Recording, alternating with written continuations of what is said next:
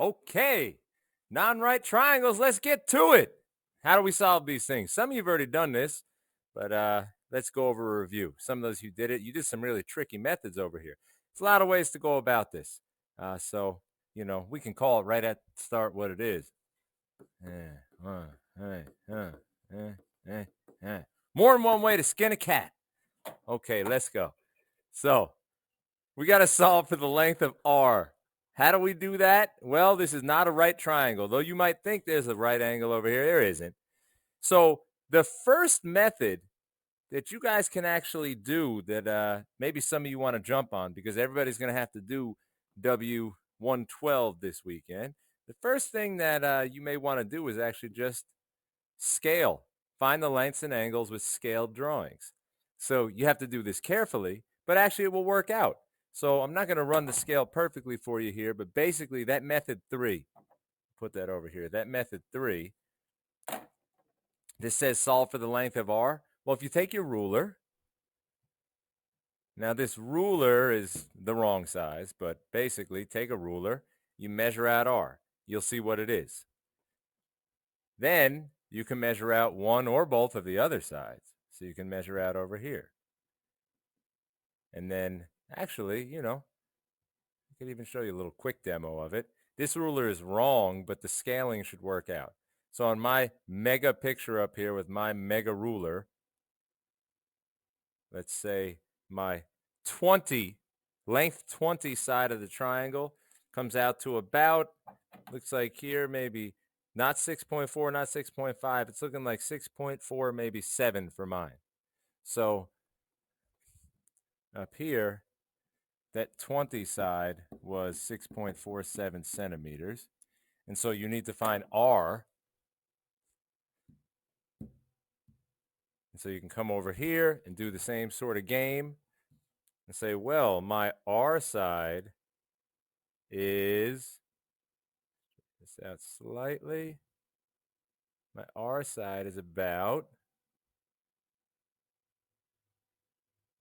come on, there you go.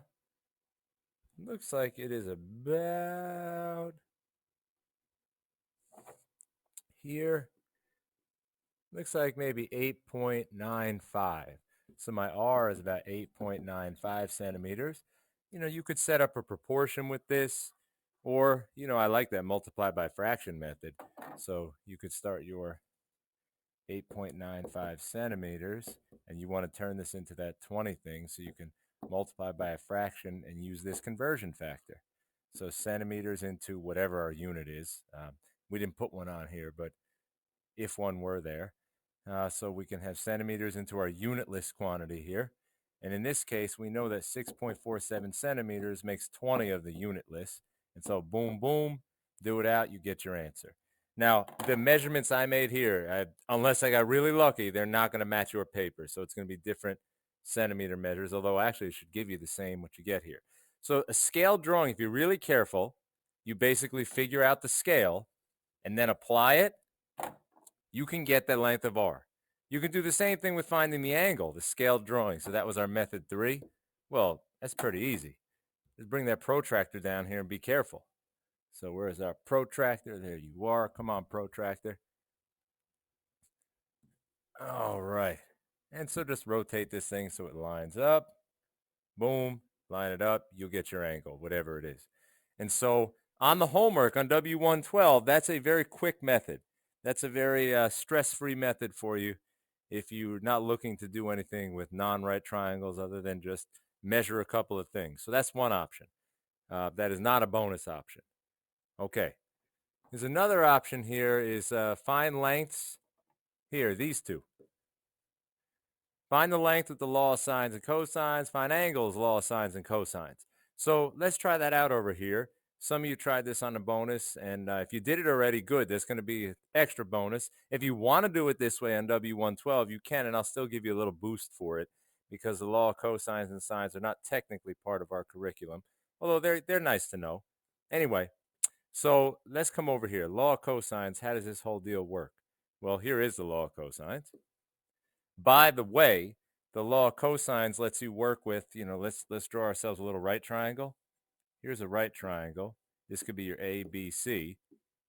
If you chose to, let's say, tilt side A out so that it looked, let's keep our B the same. Let's tilt our A this way. We could keep it the same length, but tilt it this way.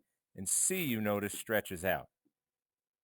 So clearly, this whole A squared, Pythagorean theorem you have over here, A squared plus B squared is C squared, that can't be true anymore in this second picture.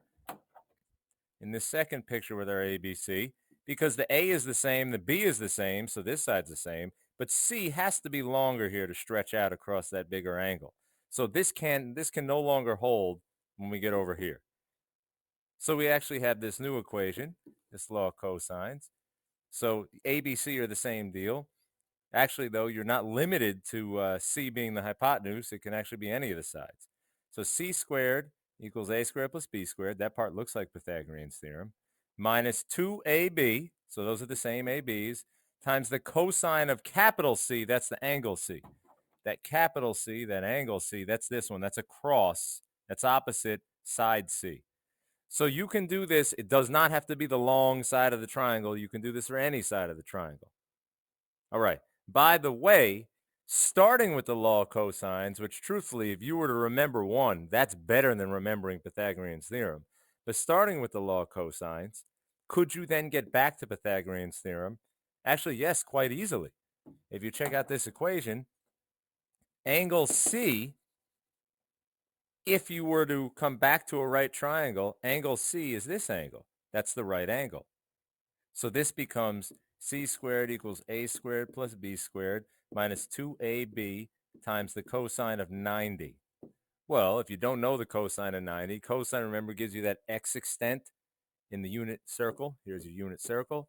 Cosine really tells you how far has our ray gone in the left-right or right-left direction. When you get up to 90, well, there is no left-right. Cosine of 90 is actually 0, which makes this whole term disappear. So when you have a right triangle, this whole second term, or third term rather, disappears, and you are left with C squared is A squared plus B squared, boom, Pythagorean's theorem. So it's actually better to remember the law of cosines, and Pythagorean's theorem is just a special case of that. Anyway, you can use that up here. So in this case, we are trying to find side R. And so jumping straight to the equation, we'll call C R. So R squared equals, I'll label them over here. This one down here can be A, this one can be B. A squared plus B squared minus 2AB cosine of C. Now we want cosine of C. That's the angle opposite R. And we have that angle, which is very nice. If we didn't have that, then we'd have to maybe mess around with something else. So here, R squared, actually, if we really want to jump down to it, we're solving for R. R squared is going to be the square root of A was 20. Remember, we didn't have any units on this one. B was 32 minus 2 times A times B times the cosine of 60. Okay. Boom. And you will get R. So, in fact, you should go through this exercise right now. You get your R. And there are reasonable answers for R. Based on this picture here, R is not the longest side. R is not the shortest side. So when it comes to like ITR, is this reasonable for R? R should be somewhere between 20 and 32. Another way you might write this, R is contained in that 20 to 32 range, somewhere in there. Okay. Saved by the bell? No, we're going to keep going. Now, if we have to solve for theta, we have this nice little dandy that some of you are more familiar with called the law of sines. This one, you can have continuation here.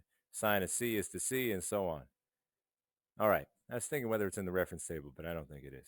Anyway, solve for theta. Here's our theta. Our theta is up here. Basically, that equation you saw there, sine of A is to A, is sine of B is to B. Capitalized letters there, those are always the angles rather. So that's going to be the angle, that's going to be the angle. And minuscule letters, those will always be the sides that are opposite those angles. So in this case, we're trying to get that theta up top. Sine theta, come on, you can come in. Sine theta is to, well, what's opposite that theta? 20. Sine theta is to 20 as, now let's see what side. We want to work with a side that we know, or, we got options here. Actually, we figured out r up above, so we can use r because we know the 60.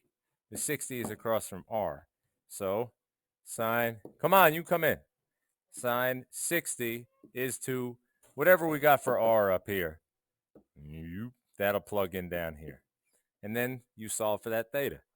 And that's not a hard thing to solve for. In fact, I'd like you to do that in the notes. Even if you can use a scale diagram, do this in the notes. This one, of course, ultimately I'll do the step by step for you. Sine theta is 20 times sine 60 over whatever the r is. And then, of course, you must inverse sine both sides of this. And you will ultimately get theta is inverse sine of all this junk in here. 20 times sine 60 over whatever the r came out to from the question above. So do this one, and then you're going to do W112 by whatever method you choose. Just as an aside, I saw some people do some serious work on their homework. Another option you have on this, let me move some of this mess out of the way.